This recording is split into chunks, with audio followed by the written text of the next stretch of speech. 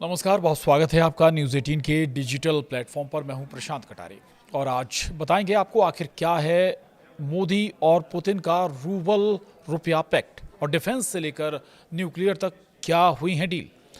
भारत और रूस के बीच आखिर कितने हुए हैं समझौते, डिटेल में बताएंगे आपको।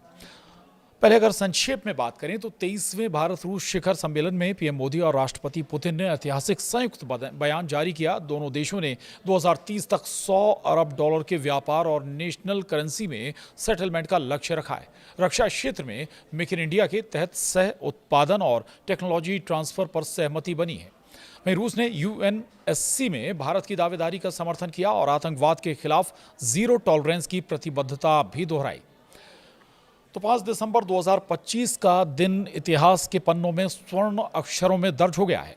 ये वो दिन है जब दुनिया की दो सबसे पुरानी और भरोसेमंद ताकतों ने पश्चिमी देशों की छाती पर मूंग दलते हुए एक नई विश्व व्यवस्था का शंखनाद कर दिया। अमेरिका और यूरोप की तमाम धमकियों, प्रतिबंधों और कुटिल चालों को दरकिनार करते हुए रूसी राष्ट्रपति व्लादिमीर पुतिन ने भारत की धरती पर कदम रखा। प्रधानमंत्री नरेंद्र मोदी ने अपने सबसे जिगरी दोस्त का ऐसा स्वागत किया कि पूरी दुनिया देखती रह गई। ये सिर्फ एक कूटनीतिक दौरा नहीं था, बल्कि ये पश्चिम के मुंह पर एक करारा तमाचा था। 23वें भारत रूस वार्षिक शिखर सम्मेलन में जो फैसले लिए गए हैं, उन्होंने ये साबित कर दिया है कि भारत और रूस की दोस्ती फेविकोल का वो मजबूत जोड़ है जो किसी भी भू राजनीतिक तूफान में टूटने वाला नहीं है। ये साल बेहद खास है। ये भारत और रूस की रणनीतिक साझेदारी यानी स्ट्रेटेजिक पार्टनरशिप की 25वीं वर्षगांठ है। साल 2000 में जब व्लादिमीर पुतिन पहली बार राष्ट्रपति के तौर पर भारत आए थे, तब जो बीज बोया गया था, आज 2025 में वो एक विशाल वटवृक्ष बन चुका है।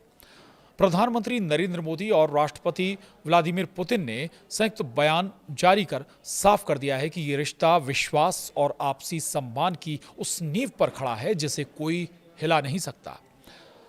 महाशक्तियों का, जी हाँ, महाशक्तियों का हुआ है मिलन। 5 दिसंबर को जारी संयुक्त बयान यानी जॉइंट स्टेटमेंट का एक एक शब्द इस बात की गवाही देता है कि भारत और रूस अब मल्टीपोलर वर्ल्ड यानी बहुध्रुवीय विश्व के सबसे बड़े आर्किटेक्ट बन चुके हैं।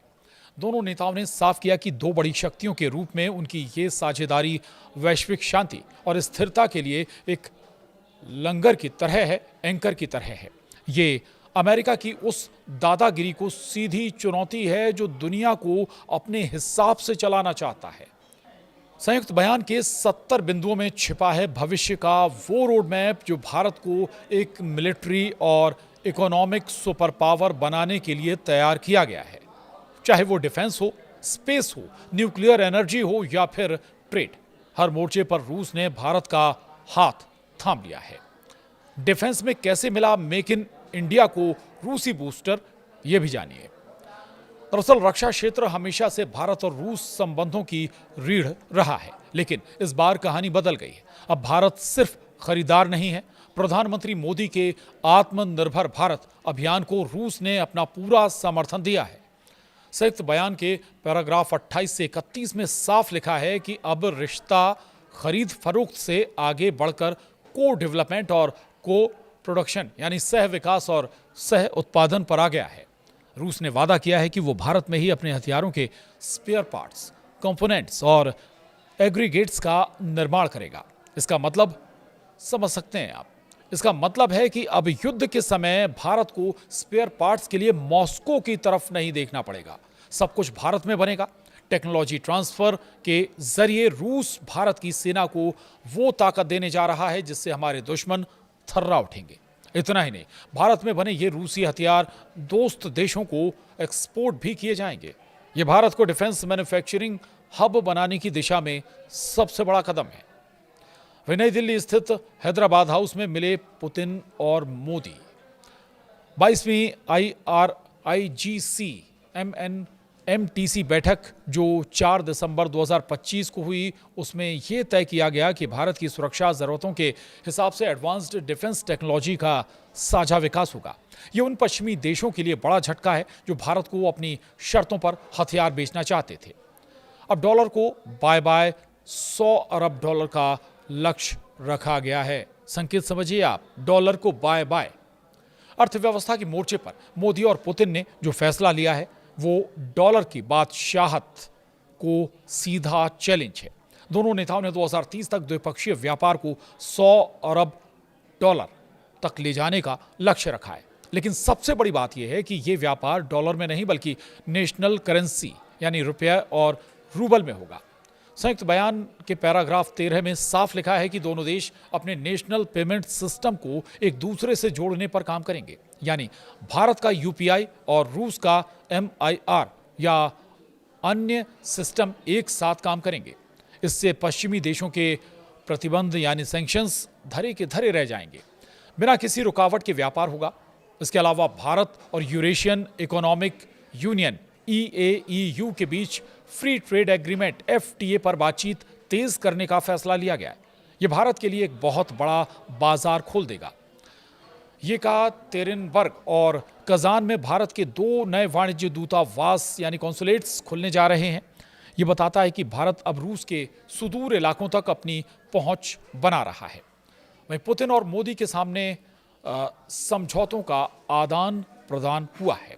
तो एनर्जी और न्यूक्लियर, भारत की ऊर्जा और सुरक्षा से जुड़े कई समझौते भी हुए हैं। ऊर्जा सुरक्षा के मामले में रूस भारत का सबसे बड़ा साझेदार बनकर उभरा है। संयुक्त बयान में कुडनकुलम न्यूक्लियर पावर प्लांट यानी KKNPP के काम में तेजी लाने और भारत में एक दूसरी साइट आवंटित करने पर सहमति बनी है। रूस भारत में 100 गीगावाट न्यूक्लियर एनर्जी के लक्ष्य को पूरा करने में मदद करेगा। इतना ही नहीं, रूस ने भारत को तेल, गैस और फर्टिलाइजर की लॉन्ग टर्म सप्लाई की गारंटी दी है। जब पूरी दुनिया में ऊर्जा संकट की आहट है, तब पुतिन ने मोदी को आश्वस्त किया है कि भारत की गाड़ियों का पहिया कभी नहीं रुकने दिया जाएगा। कोयला गैसिफिकेशन टेक्नोलॉजी हो या पेट्रोकेमिकल्स, रूस हर कदम पर भारत के साथ खड़ा है। रूस के सुदूर पूर्व Russian for east and Arctic क्षेत्र में भारत की एंट्री एक गेम चेंजर है। पैराग्राफ 21 में 2024 से 2029 के लिए सहयोग कार्यक्रम का जिक्र है। व्लादिमीर पुतिन ने भारत को आर्कटिक के संसाधनों में हिस्सेदारी का ऑफर दिया है। ये वो इलाका है जहां तेल, गैस और दुर्लभ खनिजों का भंडार है। Chennai Vladivostok maritime corridor, eastern maritime corridor और नॉर्दर्न सी रूट पर सहयोग बढ़ाकर भारत ने चीन की बेल्ट एंड रोड इनिशिएटिव को करारा जवाब दिया है। भारत अब सीधे आर्कटिक के रास्ते यूरोप और रूस से जुड़ सकेगा। ये सामरिक और आर्थिक दोनों नजरिए से भारत की बहुत बड़ी जीत है। इतना ही नहीं, आतंकवाद और पाकिस्तान को भी सीधी चेतावनी यहां से दे दी गई है। तो संयुक्त बयान का पैराग्राफ 60 पाकिस्तान के लिए किसी बुरे सपने से कम नहीं है। इसमें 22 अप्रैल 2025 को जम्मू कश्मीर के पहलगाम में हुए आतंकी हमले और 22 मार्च 2024 को मॉस्को के क्रोकस सिटी हॉल हमले की कड़े शब्दों में निंदा की गई है। मोदी और पुतिन ने एक स्वर में कहा है कि आतंकवाद के खिलाफ जीरो टॉलरेंस की नीति अपनाई जाएगी।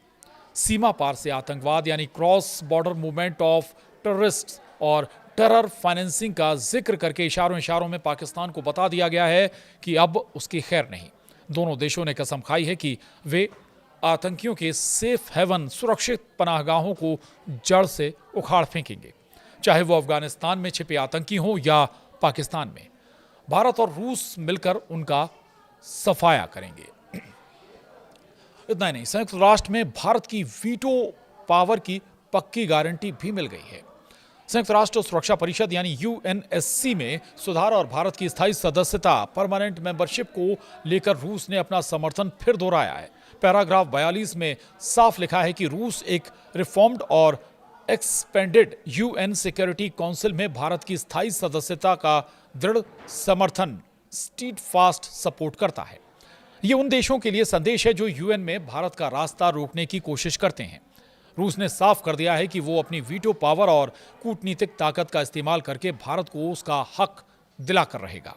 साथ ही रूस ने भारत के न्यूक्लियर सप्लायर्स ग्रुप यानी NSG में शामिल होने का भी पुरजोर समर्थन किया है। इसके बाद बात स्पेस की भी कर लेते हैं। स्पेस या गगनयान से लेकर ग्रहों की खोज तक में दोनों देशों के बीच सहयोग होगा। स्पेस सेक्टर में भी दोनों देशों ने नई ऊंचाइयों को छूने का फैसला किया है।